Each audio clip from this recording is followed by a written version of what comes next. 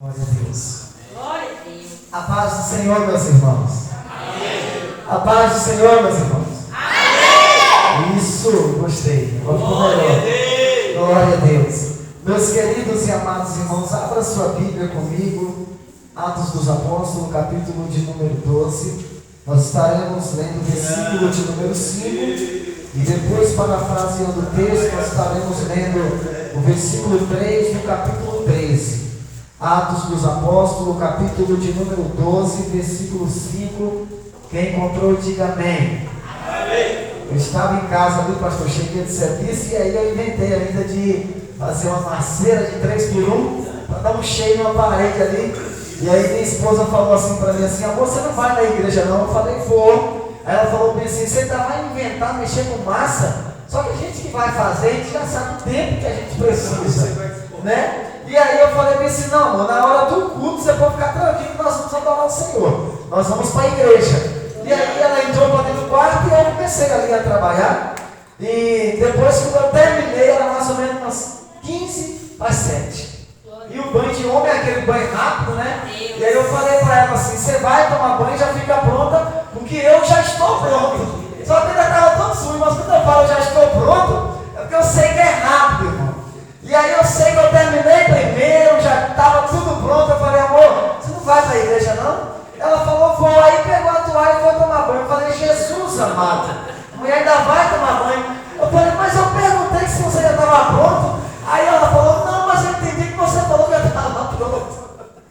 E aí nós estamos aqui, irmãos. E aí eu estava ali dentro do quarto, já estava pronto. E ela falou bem assim: olha, se eu fosse você, eu preparava uma palavra. E aí eu falei bem assim: já está preparada. Eu falei: você quer que eu te dou o tema da mensagem, aonde eu vou ler, o que eu vou pregar? Já está tudo preparado. Você conversando com ela, né? E aí ela falou bem, eu falei para ela assim: por que você não prepara? Aí, mano, ele pode te dar a oportunidade para você pregar. E aí ela falou: não, a mensagem está contigo. Aí ela joga para mim, eu jogo para ela. Mas nós estamos aqui, irmãos. O que importa é que a palavra é de Deus, amém? O vaso tem que estar na posição. A Bíblia diz: abre a tua boca e eu te encherei. Então a nossa missão é de abrir a boca, e a missão de encher é de Deus. Atos dos Apóstolos, capítulo de número 12, versículo 5. Quem encontrou, diga amém.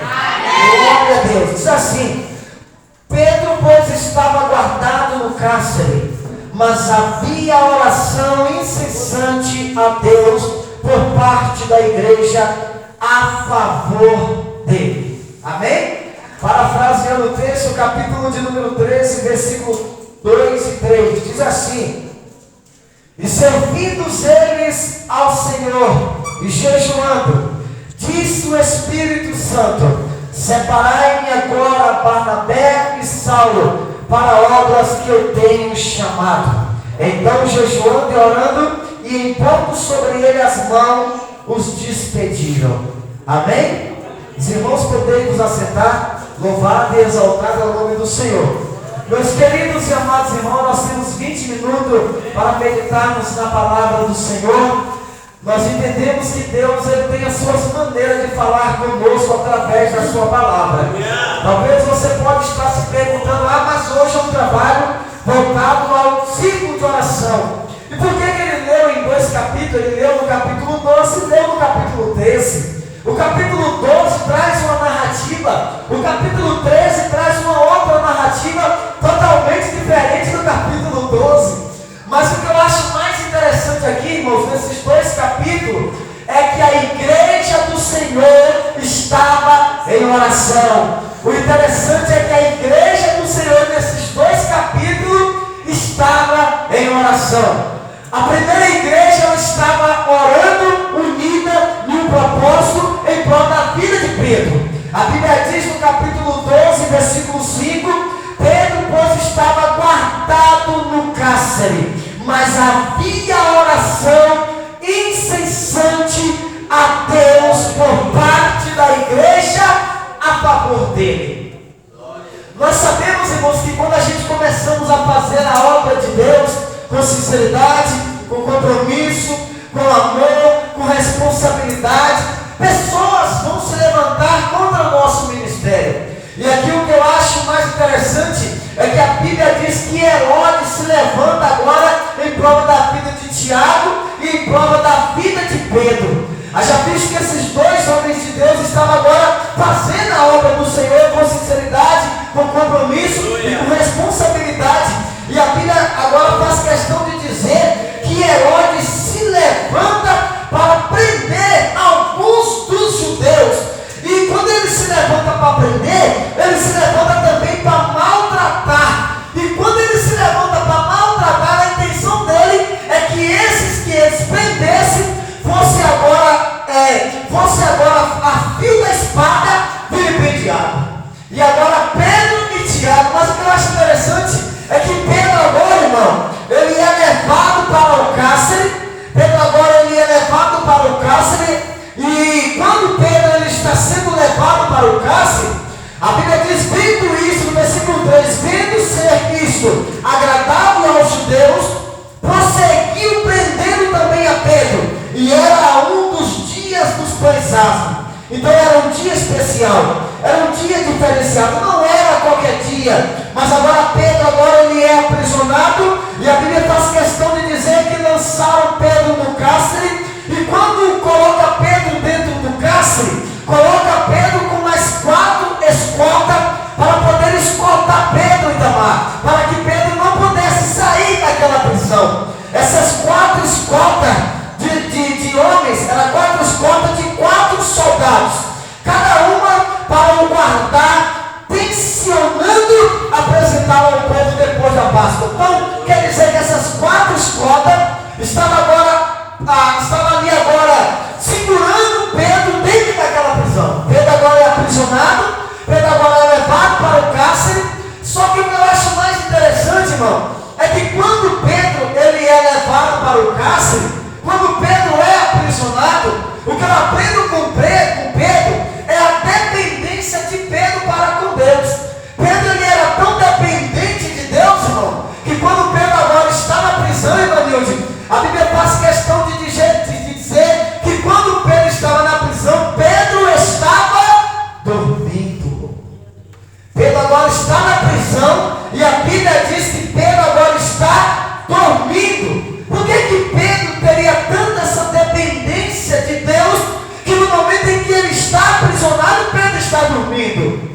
Tem prisões que nós passamos na nossa caminhada, que quando a gente entra naquela prisão, a gente perde a estrutura espiritual. E uma vez que nós perdemos a nossa estrutura espiritual, nós não iremos para lugar nenhum, porque agimos de forma emocional. E o que eu acho interessante é a segurança de Pedro para com Deus.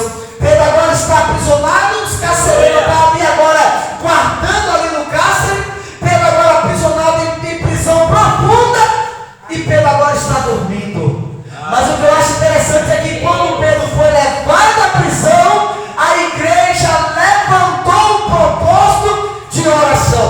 A igreja agora começa a ter um período de oração em prol da vida de Pedro. E qual é a oração que Deus não responde? Qual é uma igreja que ora incessantemente a Deus em prol de algo e Deus não responde? Então nós entendemos, irmão, que quando nós dobramos os nossos joelhos para falar com Deus, Ele responde às nossas orações. Pedro, pois, agora estava guardado do cárcere, mas havia oração incessantemente.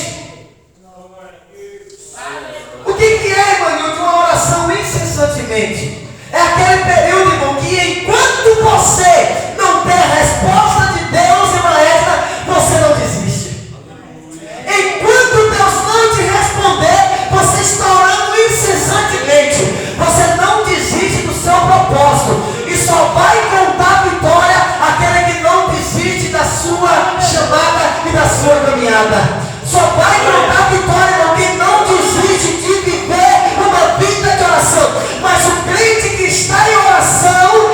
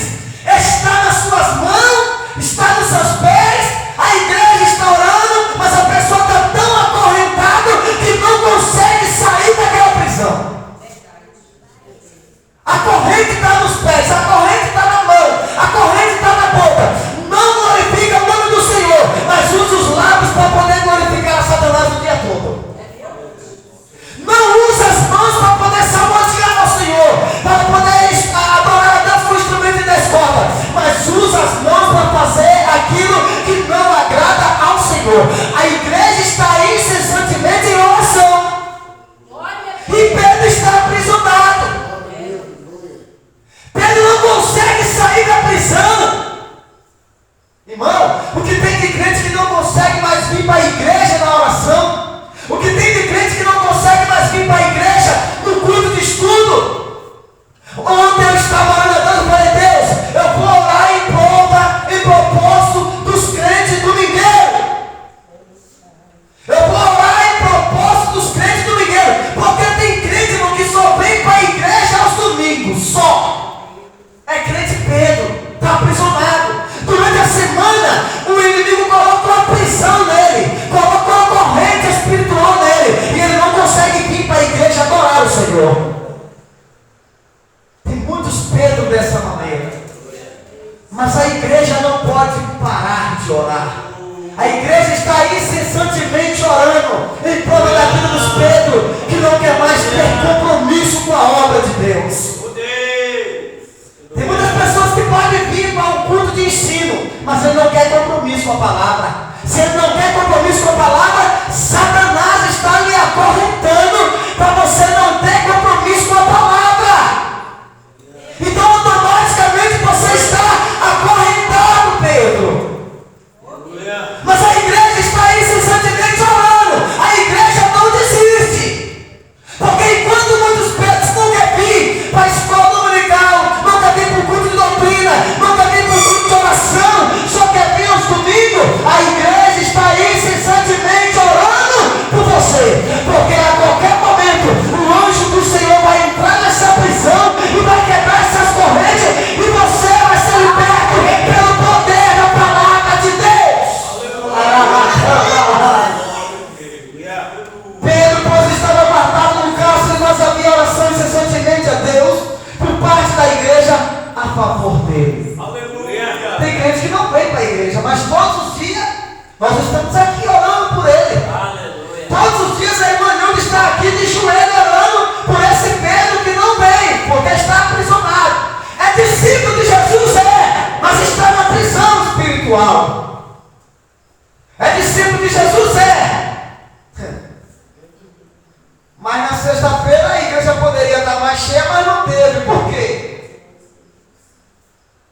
Porque muitos Pedros acham mais interessante outra coisa, outra maneira de se alegrar do que ele estar na igreja.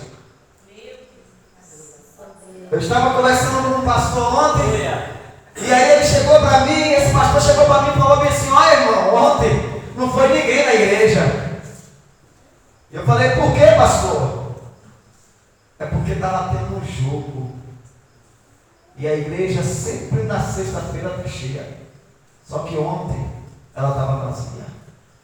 Então tem crentes que estão tão aprisionados que ele deixa de vir para a igreja para poder assistir um jogo de futebol, porque ele acha que o time dele é mais importante do que Jesus. Sabe o que é isso, irmão? É uma pessoa que está aprisionada. O futebol para ele é mais interessante do que ouvir a palavra de Deus. Está aprisionado. Tem pessoas que querem vir, mas não conseguem, então está aprisionado.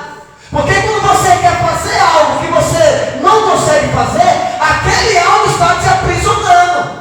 Então tem pessoas que estão vivendo uma prisão no mundo espiritual porque está faltando compromisso mais com o Senhor.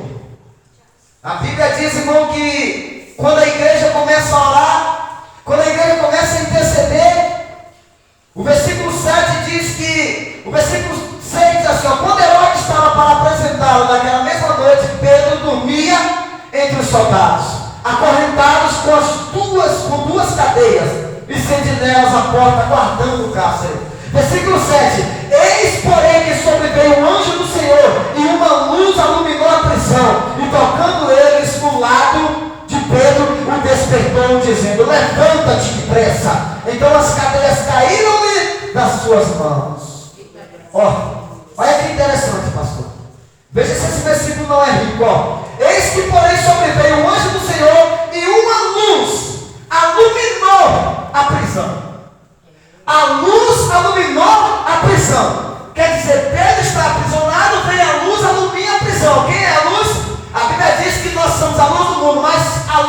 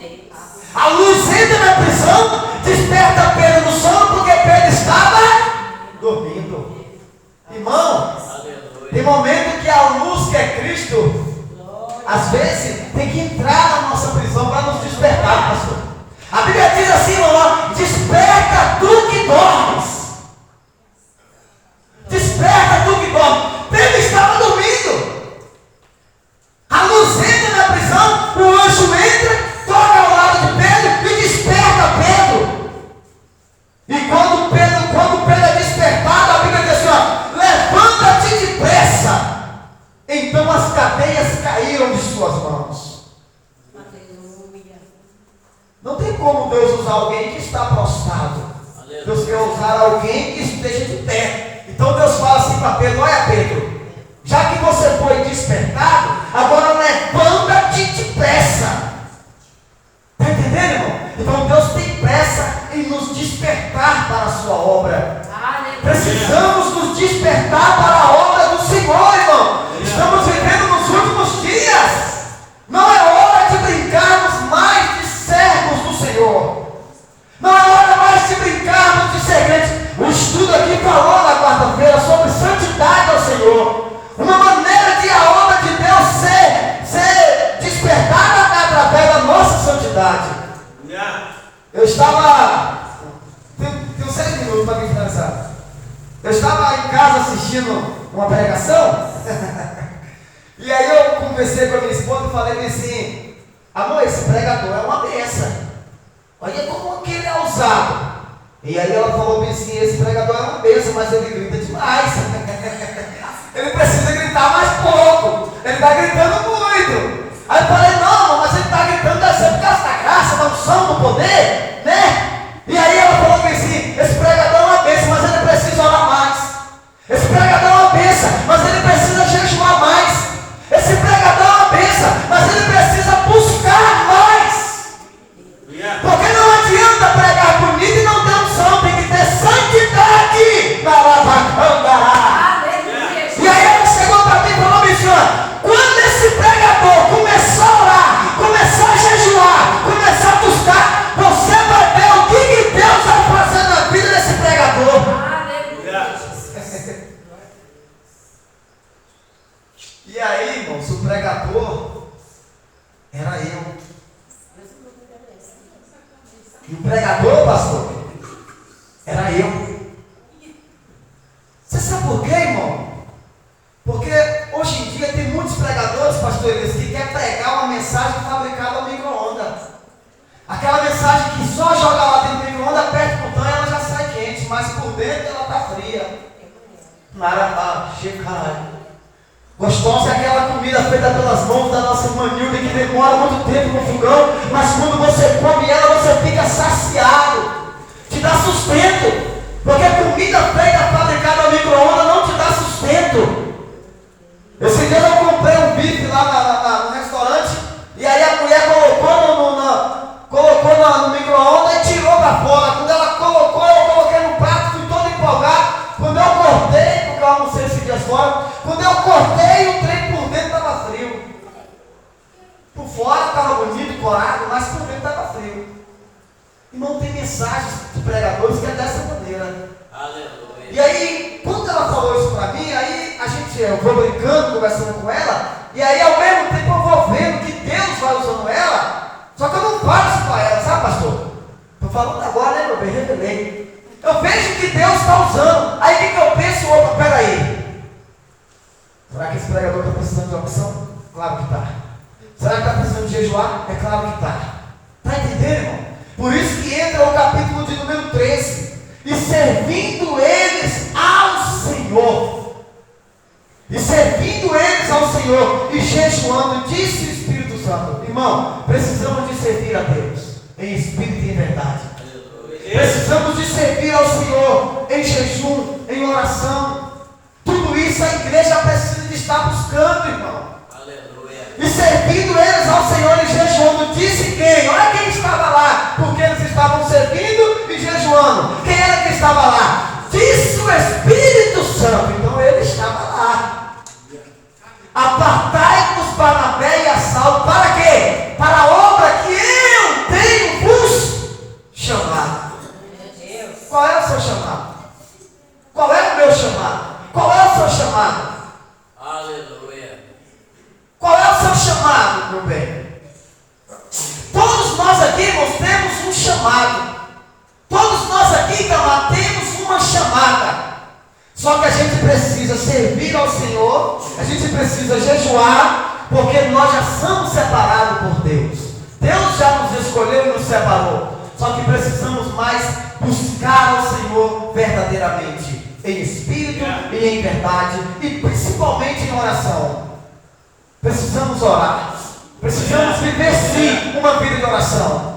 Quando ela fala para mim, eu não fico chateado não, porque eu sei que eu, como ministro do Senhor, eu preciso, imagino, de estar orando e de estar jejuando. E colocando cada dia mais e mais a minha vida nas mãos do Senhor. Está entendendo, irmão? Nós precisamos servir ao Senhor em jejum e em oração. Então, jejuando e orando e impondo sobre ele as mãos, os despediram. Irmão, que Deus possa continuar nos abençoando e que nesse trabalho de oração nós podemos continuar firme. Vamos continuar firme nesse trabalho de oração, porque Deus tem de melhor para cada um de nós. Amém? E eu sempre falo, irmão, eu digo a minha esposa: prepara e prepara. Sejais preparada. Nós não podemos dizer eu vou me preparar, nós temos que dizer eu tenho que estar preparado. A Bíblia diz: estejais preparado, porque nós não sabemos o dia e nem a hora que o Filho do Homem há de vir. Então nós precisamos de estar preparados. Amém? Meus irmãos, que Deus possa continuar nos abençoando. Eu quero agradecer a Deus por essa rica e poderosa oportunidade. Que Deus possa continuar abençoando a vida da nossa irmã Marilde, em nome de Jesus.